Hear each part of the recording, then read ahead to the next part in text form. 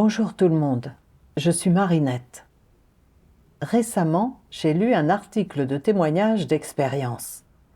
La protagoniste, après avoir contracté la Covid-19, a commencé à faire l'expérience d'une série de symptômes qui lui faisaient suspecter que son cancer réapparaissait. Elle a eu peur de mourir à cause de la pandémie et de perdre l'opportunité de poursuivre la vérité et d'atteindre le salut. Envahie par des émotions négatives et d'anxiété, elle a perdu la motivation de faire son devoir. Comment devrions-nous faire face à la maladie quand elle nous surprend? Comment la protagoniste a-t-elle vaincu son anxiété? Laissez-moi vous lire ce témoignage. Je suis sortie de l'anxiété liée à ma maladie. En juin 2022, plusieurs églises proches ont fait l'objet d'une descente du Parti communiste chinois. La quasi-totalité des dirigeants, des ouvriers et des ouvriers textuels ont été arrêtés. Sachant qu'il n'y avait pas de personnel approprié pour le travail textuel, j'ai été transférée. Moins d'un mois plus tard, la pandémie de Covid-19 a éclaté. J'ai contracté la maladie et souffrais de fièvre intermittente, d'oppression thoracique fréquente et d'essoufflement. Les médicaments et les injections ont considérablement atténué ces symptômes, mais des grosseurs douloureuses sont apparues sous les aisselles et sur la face interne des bras. Du liquide s'est accumulé dans mes cuisses et mes jambes et mes hanches étaient extrêmement douloureuses. Mes pieds ont également développé de légers ulcères et des suintements de liquide. J'avais déjà eu un cancer du col de l'utérus et lorsque ces symptômes sont apparus, j'ai été gagnée par l'anxiété, d'autant plus que ma mère était également décédée d'un cancer et dans les 6 mois précédant son décès, ses pieds étaient ulcérés et suintaient. En plus de cela, parfois la zone cancéreuse me faisait mal et je m'inquiétais encore plus en pensant « Mon cancer était déjà à un stade intermédiaire ou avancé. Ces symptômes sont-ils le signe d'une propagation du cancer? Si c'est le cas, il ne me reste plus beaucoup de temps. Je crois en Dieu depuis tant d'années, mais mon tempérament corrompu n'a pas beaucoup changé. Si je meurs, ne vais-je pas perdre ma chance d'être sauvée? J'ai également pensé à l'agonie de certains patients atteints de cancer avant leur mort. Et j'ai commencé à être très inquiète, craignant de souffrir comme eux et ayant davantage peur de mourir. Plus tard, je me suis rendue à l'hôpital pour un contrôle. Le médecin a dit que mes symptômes étaient liés à mon infection par la Covid-19 et que mes reins étaient faibles. On m'a conseillé de me reposer davantage et d'éviter de me coucher tard. Je me suis dit, je suis devant l'ordinateur tous les jours et je fais mon devoir du matin au soir. Si mon état s'aggrave et que je m'effondre, ne serais-je pas incapable de faire mon devoir? Cela ne va-t-il pas retarder mon entrée dans la vie? Serais-je encore en mesure d'atteindre le salut? Après cela, je m'allongeais pour me reposer, dès que je me sentais mal. Parce que je m'étais concentrée à soigner mon corps en négligeant mon devoir, mon travail a pris du retard. Plus tard, grâce au traitement, mon état a commencé à s'améliorer, mais j'étais toujours inquiète, pensant « Le travail textuel nécessite un effort mental, et le fait d'être assise devant l'ordinateur tous les jours nécessite de l'énergie. Cela ne risque-t-il pas de nuire à mon rétablissement à long terme? Pourquoi ne pas demander aux dirigeants de me confier un devoir plus léger, afin que je puisse entretenir mon corps, tout en faisant mon devoir de mon mieux? Sur le moment, ces pensées me venaient sans cesse à l'esprit. Mais ensuite, je me suis dit, j'ai été transférée ici parce qu'il n'y avait pas de personne compétente pour le travail textuel. Et si je démissionne, cela n'affectera-t-il pas ce travail? Si je ne pense qu'à moi et non au travail de l'Église, ne suis-je pas déraisonnable? J'ai donc écarté l'idée de démissionner. Après cela, même si j'avais l'air de continuer à faire mon devoir, j'étais toujours inquiète, craignant si mon état s'aggravait et que je mourrais soudainement, de ne plus faire l'expérience de l'œuvre de Dieu et de perdre ma chance d'atteindre le salut. Avec ces pensées en tête, je ne pouvais pas me concentrer sur mon devoir. Parfois, j'espérais même. Ce serait formidable si Dieu pouvait me débarrasser de cette maladie. Un jour, pendant mes prières, j'ai lu les paroles de Dieu.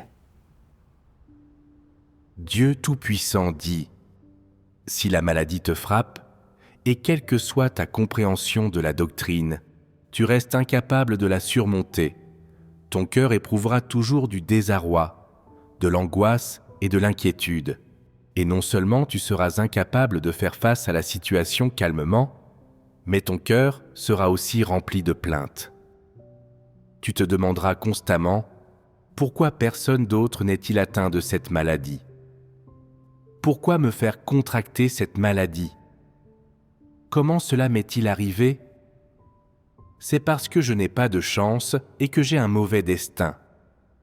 Je n'ai jamais offensé personne et je n'ai commis aucun péché. Alors pourquoi cela m'est-il arrivé ? Dieu me traite si injustement. Tu vois, outre le désarroi, l'angoisse et l'inquiétude, tu tombes également dans la déprime, une émotion négative succédant à une autre et sans aucun moyen d'y échapper, quand bien même tu le voudrais. Parce qu'il s'agit d'une véritable maladie, il n'est pas facile de te l'enlever ou de t'en guérir. Alors que dois-tu faire ? Tu veux te soumettre, mais tu ne le peux pas. Et si tu te soumets un jour, le lendemain ton état s'aggrave et cela fait très mal. Et puis, tu ne veux plus te soumettre et tu recommences à te plaindre. Tu passes d'un état à l'autre comme cela tout le temps. Alors que dois-tu faire ? Laisse-moi te dire le secret du succès. Que tu sois confronté à une maladie grave ou mineure, dès que ta maladie s'aggrave ou que tu fais face à la mort, rappelle-toi simplement une chose : ne crains pas la mort. Même si tu es au dernier stade d'un cancer, même si le taux de mortalité dû à ta maladie est très élevé, n'aie pas peur de la mort. Quelle que soit l'ampleur de ta souffrance, si tu crains la mort, tu ne te soumettras pas. Quelle est la bonne attitude que tu devrais adopter pour ne pas craindre la mort ? Si ta maladie devient grave au point que tu puisses en mourir, que le taux de mortalité pour cette maladie est élevé, quel que soit l'âge de la personne qui a contracté la maladie, et que le délai entre le moment où les gens contractent la maladie et leur décès est très court, que dois-tu penser au fond de toi ? Je ne dois pas craindre la mort. Tout le monde finit par mourir. Cependant, se soumettre à Dieu est quelque chose que la plupart des gens ne peuvent pas faire. Et je peux utiliser cette maladie pour m'entraîner à me soumettre à Dieu. Je dois avoir la pensée et l'attitude de soumission aux orchestrations et aux arrangements de Dieu, et je ne dois pas craindre la mort. Mourir est facile, bien plus facile que vivre. Tu peux ressentir une douleur extrême sans t'en rendre compte, et dès que tes yeux se ferment, ta respiration s'arrête, ton âme quitte ton corps et ta vie se termine. C'est ainsi que se passe la mort. C'est aussi simple que cela. Ne pas craindre la mort est une attitude à adopter. En plus de cela, tu ne dois pas t'inquiéter de savoir si ta maladie va s'aggraver ou non. Si tu vas mourir dans le cas où tu ne peux pas être guéri, dans combien de temps tu vas mourir, ou quelle douleur tu ressentiras quand le temps sera venu de mourir. Tu ne dois pas t'inquiéter de ces choses. Ce ne sont pas des choses dont tu devrais t'inquiéter. En effet, il faut que ce jour vienne, et il doit arriver au cours d'une année donnée, d'un mois donné, et à une date particulière. Tu ne peux pas t'en cacher, et tu ne peux pas y échapper. C'est ton destin. Ton destin, comme on dit, a été prédestiné par Dieu et est déjà arrangé par lui. La durée de ta vie, ainsi que l'âge et l'heure de ta mort, sont déjà fixés par Dieu. Alors, de quoi t'inquiètes-tu ? Tu peux t'en inquiéter, mais cela ne changera rien. Tu peux t'en inquiéter, mais tu ne peux pas empêcher que cela se produise. Tu peux t'en inquiéter, mais tu ne peux pas empêcher ce jour d'arriver. Par conséquent, ton inquiétude est superflue et ne fait qu'alourdir encore plus le fardeau de ta maladie. Après avoir lu les paroles de Dieu, j'ai compris que quelle que soit la maladie qui nous frappe, qu'elle s'aggrave ou menace notre vie, nous ne devrions pas craindre la mort, ni les souffrances qui peuvent l'accompagner. Ce ne sont pas des choses qui doivent nous inquiéter, car selon ce que Dieu a ordonné, tout le monde doit mourir. Cependant, le moment et la manière dont chaque personne mourra ont déjà été prédéterminés par Dieu.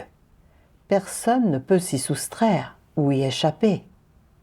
La vérité dans laquelle nous devons entrer face à la souffrance et à la mort consiste à nous soumettre aux orchestrations et aux arrangements de Dieu.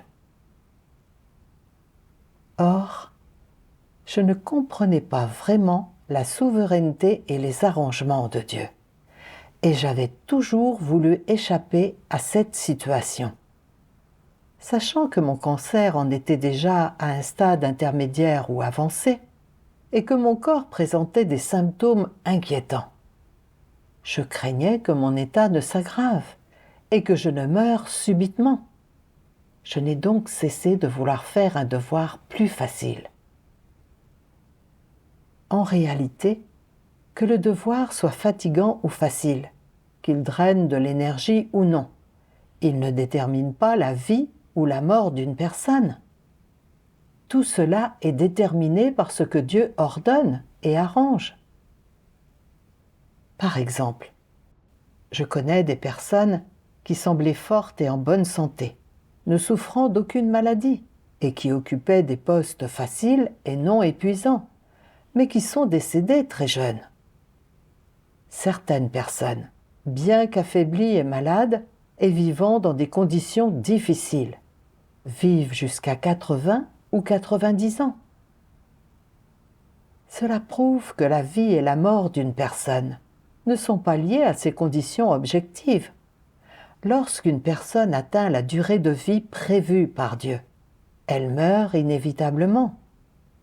Aucun soin humain ne peut prolonger la durée de vie d'une personne, ne serait-ce que d'un instant.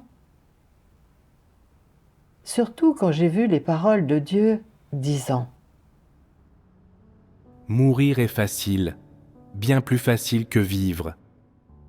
Tu peux ressentir une douleur extrême sans t'en rendre compte, et dès que tes yeux se ferment, ta respiration s'arrête, ton âme quitte ton corps et ta vie se termine. C'est ainsi que se passe la mort. C'est aussi simple que cela. Ne pas craindre la mort est une attitude à adopter. » Mon esprit s'est soudainement éclairci. Je n'avais pas à me demander si mon corps pouvait résister à la mort. La mort n'est pas aussi terrifiante que je le pensais, puisque Dieu avait ordonné que je traverse ce genre de situation. Je devais m'y soumettre malgré la maladie et faire de mon mieux pour assumer mon devoir. Si jamais ma maladie s'aggravait et que la mort survenait réellement, je l'affronterais calmement et me soumettrais à la souveraineté et aux arrangements de Dieu. J'ai lu 2 autres passages des paroles de Dieu et j'ai un peu compris ses bonnes intentions.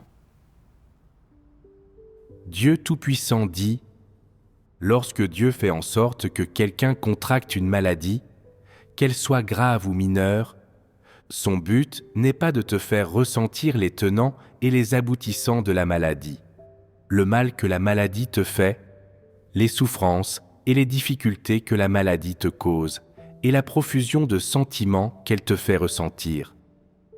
Son but n'est pas que tu ressentes la maladie en étant malade.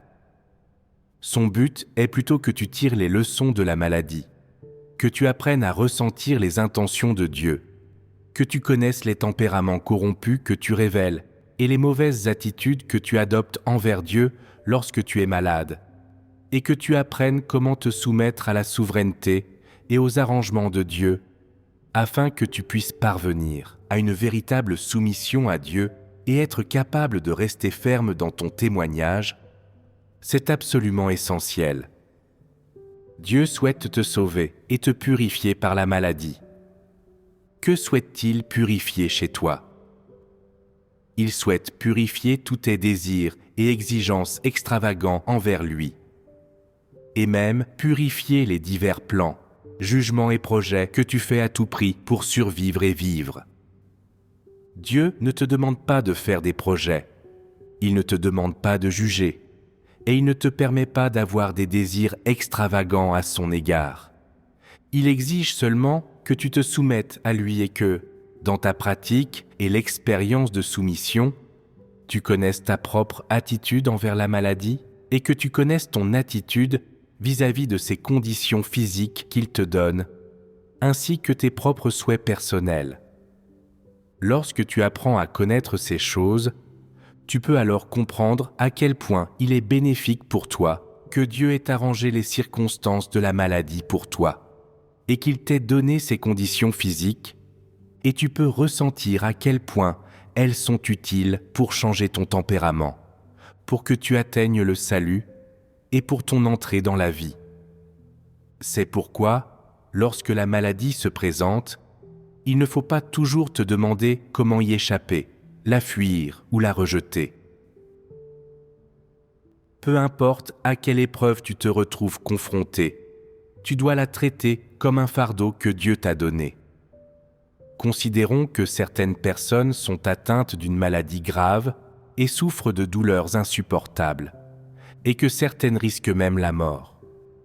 Que devrait être leur approche vis-à-vis d'une telle situation? Dans de nombreux cas, les épreuves auxquelles Dieu soumet les hommes sont des fardeaux qu'il leur donne. Quel que soit le fardeau que Dieu t'a imposé, c'est un poids que tu dois accepter, car Dieu te connaît et sait que tu peux le supporter.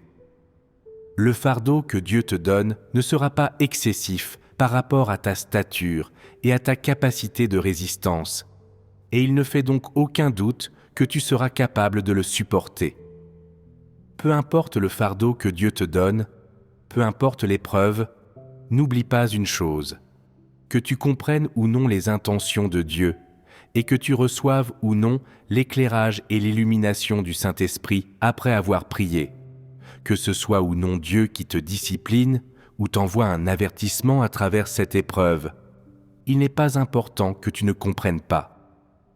Tant que tu ne tardes pas à accomplir ton devoir et tant que tu peux y rester loyalement fidèle, Dieu sera satisfait et tu resteras ferme dans ton témoignage. Après avoir lu les paroles de Dieu, j'ai compris que le but de la maladie, dans l'intention de Dieu, est de purifier et de transformer les gens, ce qui est bénéfique pour la vie de chacun.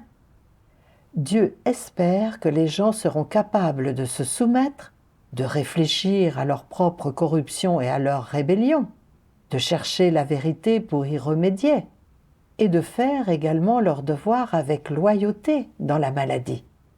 C'est ce qu'il faut faire. En réfléchissant sur moi-même, j'ai pris conscience que je n'avais aucune soumission face à ma maladie et que je n'en avais tiré aucune leçon, mais que j'avais toujours voulu éviter cette situation, pensant que le travail textuel consomme trop d'énergie et craignant que si la maladie s'aggravait et que je devais mourir, je rate ma chance de salut. J'ai donc toujours envisagé de faire un travail plus facile. Une personne consciencieuse et raisonnable resterait loyale dans l'accomplissement de son devoir, même si elle était malade, en particulier lorsque le travail de l'Église a le plus besoin d'elle. Pourtant, j'avais fait preuve de résistance et d'évitement face à la maladie.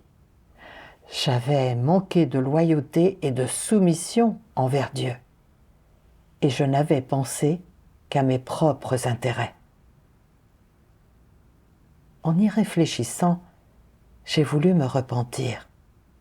Indépendamment de la maladie ou de sa gravité, tant que je respirerai, je me soumettrai aux orchestrations et aux arrangements de Dieu. Je ferai pleinement l'expérience de cet environnement et je ferai de mon mieux pour accomplir mon devoir. J'avais écarté l'idée de changer de devoir et je commençais à m'investir dans son accomplissement. Parfois, lorsque je me sentais mal et que je n'en pouvais plus, je m'allongeais et me reposais un moment. Et lorsque je me sentais mieux, je poursuivais mon devoir. Au cours de cette période, en plus d'utiliser la médecine traditionnelle chinoise, j'ai également suivi une thérapie physique appropriée pour soulager la douleur. Au bout de 4 mois, la douleur était toujours présente à l'endroit où la maladie s'était déclarée. Mais les autres symptômes gênants avaient considérablement diminué et mon état mental était plutôt bon. Plus tard, j'ai continué à chercher les raisons pour lesquelles je n'avais pas pu me soumettre pendant la maladie. Un jour, au cours d'une dévotion, j'ai lu 2 passages des paroles de Dieu qui m'ont permis de mieux comprendre mes problèmes. Dieu Tout-Puissant dit : quel est le résultat quand les gens ne prennent en compte que leur propre perspective, sort et intérêt ? Ce n'est pas facile pour eux de se soumettre à Dieu, et même quand ils veulent le faire, ils n'y arrivent pas.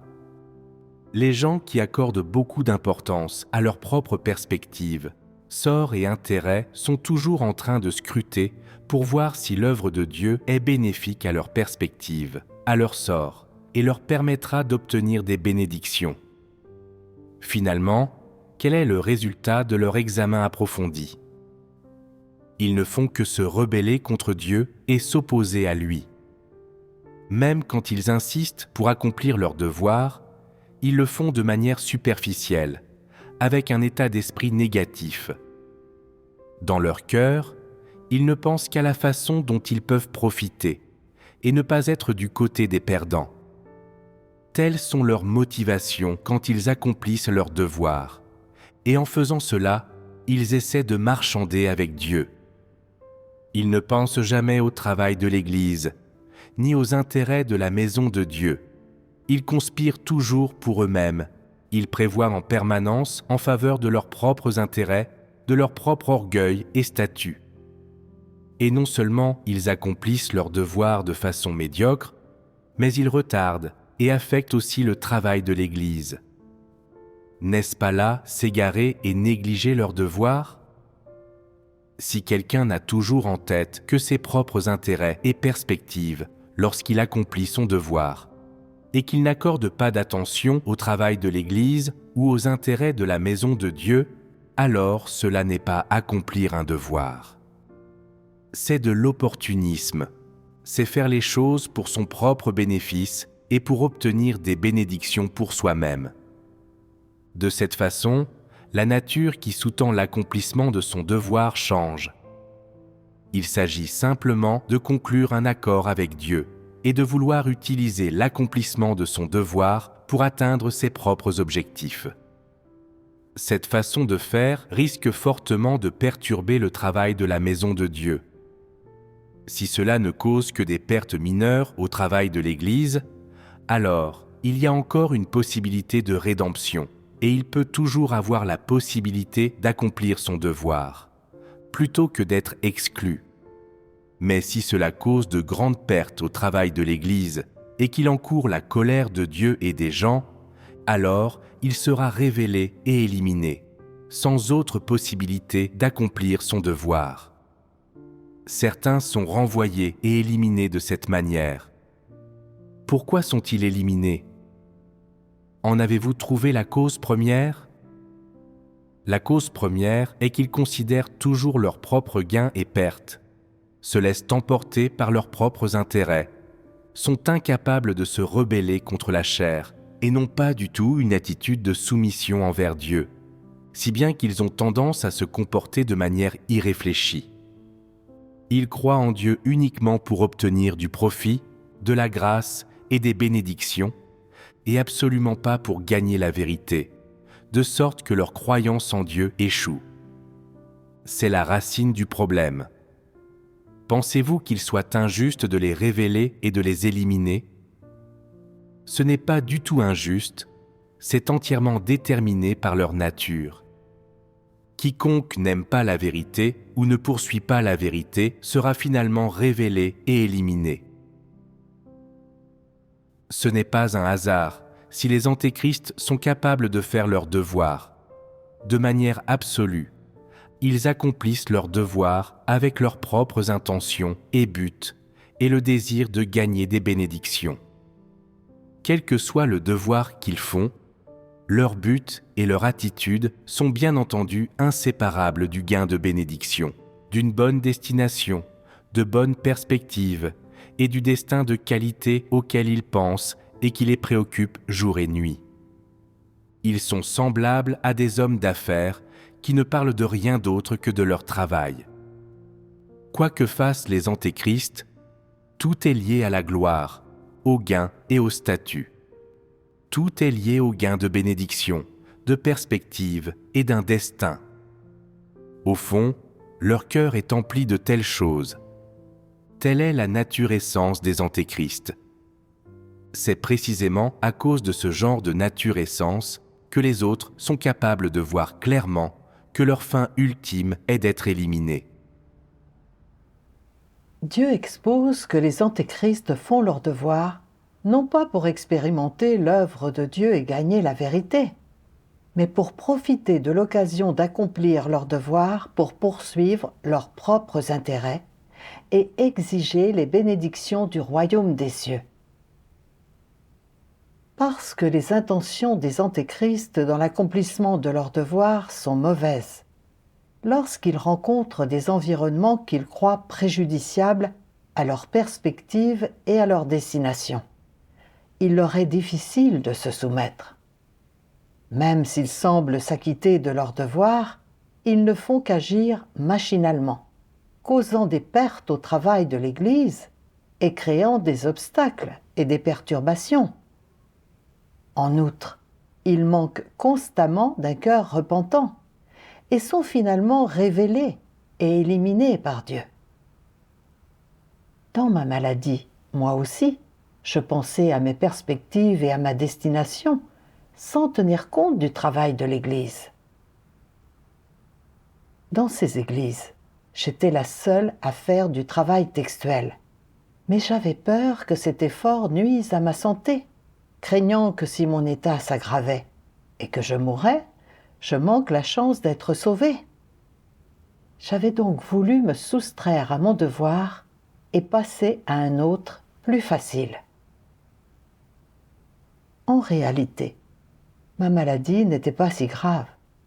Après avoir contracté la Covid-19, mon corps était quelque peu affaibli et j'ai eu quelques symptômes défavorables.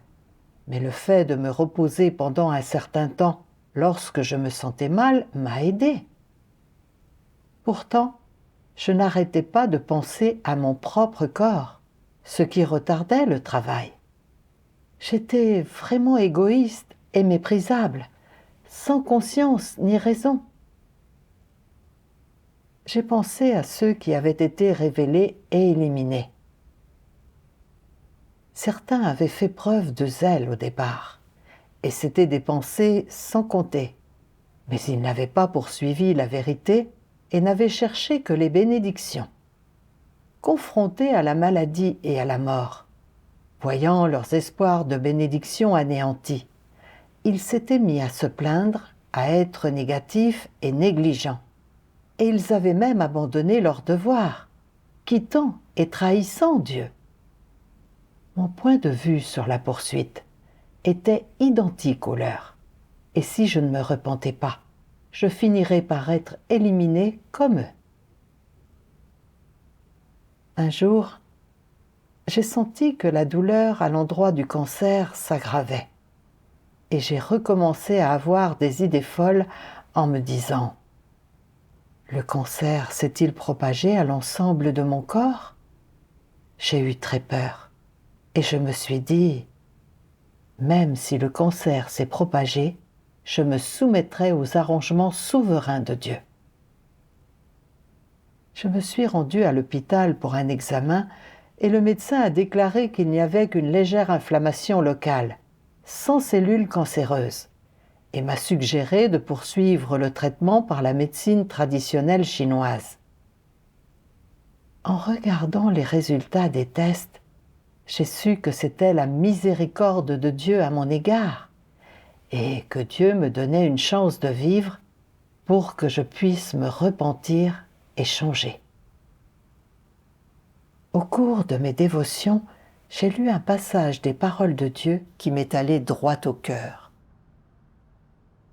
Dieu Tout-Puissant dit « Dans cette vie, les gens n'ont qu'un temps limité pour passer de la compréhension des choses à l'obtention de cette opportunité, à la possession de ce calibre et à la satisfaction des conditions pour s'engager dans un dialogue avec le Créateur, afin d'atteindre une véritable compréhension, connaissance et crainte du Créateur et de suivre le chemin de la crainte de Dieu et de l'éloignement du mal. Si maintenant tu veux que Dieu t'emmène rapidement, alors tu n'es pas responsable de ta propre vie. Pour être responsable, tu dois travailler plus dur afin de te doter de la vérité, de réfléchir davantage sur toi-même lorsqu'il t'arrive des choses et de compenser rapidement tes propres lacunes.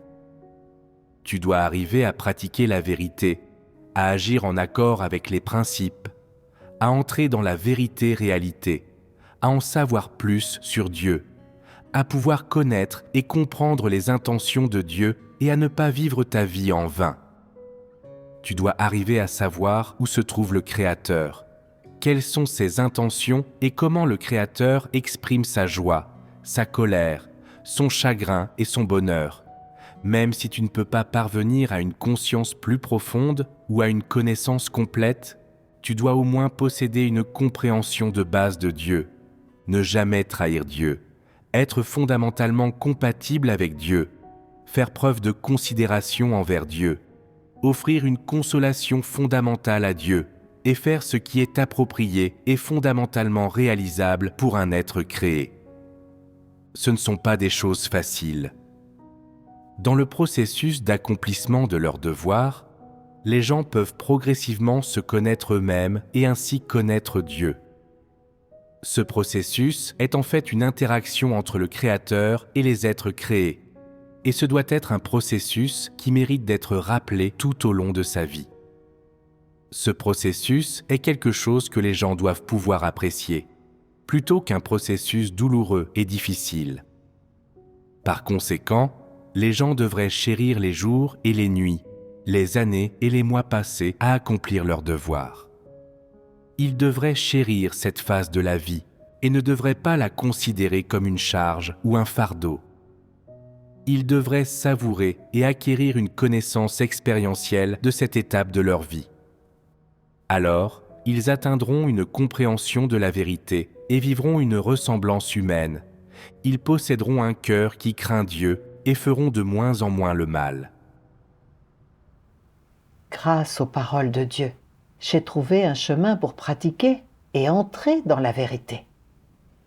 Pour être sauvé et perfectionné, il faut poursuivre la vérité, chérir les différents environnements arrangés par Dieu, comprendre sa propre corruption et les déficiences qui en découlent, tout fondé sur les paroles de Dieu, se concentrer sur la mise en pratique de la vérité et vivre la réalité des paroles de Dieu. Ce n'est qu'alors que l'on peut suivre le chemin du salut. En repensant à ma maladie, j'avais échoué parce que je n'avais fait que des déclarations vides de sens pour expérimenter l'œuvre de Dieu. Je n'avais pas chéri l'environnement que Dieu avait méticuleusement arrangé. Et j'avais encore moins envisagé quel tempérament corrompu Dieu révélait à travers cette maladie, ou quels aspects de la vérité je devais pénétrer. Au lieu de cela, j'avais traité cette maladie comme une nuisance et un fardeau. Avec ma façon de faire l'expérience des choses, même si j'étais en bonne santé et ne souffrais d'aucune maladie ou d'aucun problème, je ne pourrais pas être sauvé. Dieu m'a quand même donné une chance de vivre et ne m'a pas encore ôté la vie. Je dois avoir une conscience et une raison, m'équiper de la vérité et m'attacher à vivre la réalité des paroles de Dieu. Plus tard, j'ai attrapé la Covid-19 2 fois de suite et mes douleurs thoraciques se sont nettement aggravées. Je ne pouvais m'empêcher de recommencer à avoir des pensées folles, telles que « se pourrait-il que le cancer se soit également développé dans mes poumons ?» En y pensant, j'ai ressenti un malaise indescriptible dans mon cœur. Le jour de la synthèse de travail avec l'équipe chargée du travail textuel, j'étais à nouveau inquiète.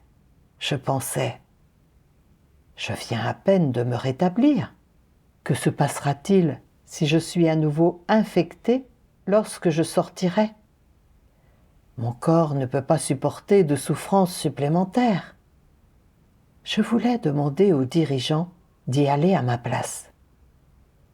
Mais lorsque ces pensées ont surgi, je me suis souvenu de ce passage des paroles de Dieu. Dieu Tout-Puissant dit « Les gens devraient chérir les jours et les nuits, les années et les mois passés à accomplir leurs devoirs. Ils devraient chérir cette phase de la vie et ne devraient pas la considérer comme une charge ou un fardeau. Ils devraient savourer et acquérir une connaissance expérientielle de cette étape de leur vie.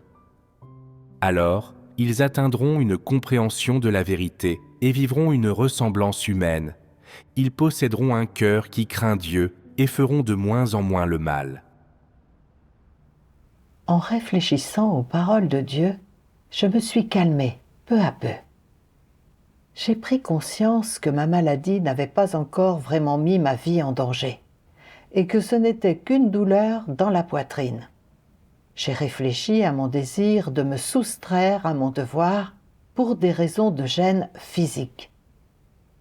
De quelle manière avais-je été loyale et soumise à Dieu ? J'avais été si égoïste. Je ne m'étais pas concentrée sur la recherche de la vérité ou sur l'expérience de l'œuvre de Dieu, et j'avais manqué de nombreuses occasions de gagner la vérité. Désormais, je ne pouvais plus me permettre de rater une seule de ces occasions. Je devais accepter et me soumettre et faire l'expérience réelle de cet environnement. Même si j'étais à nouveau infectée par la Covid-19, c'était une souffrance que je devais endurer et je devais faire mon devoir pour satisfaire Dieu. En raisonnant ainsi, mon cœur s'est libéré et n'était plus lié ou contraint par des émotions négatives.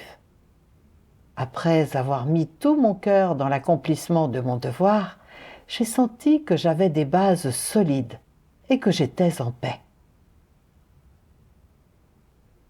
C'est la fin de la lecture d'aujourd'hui.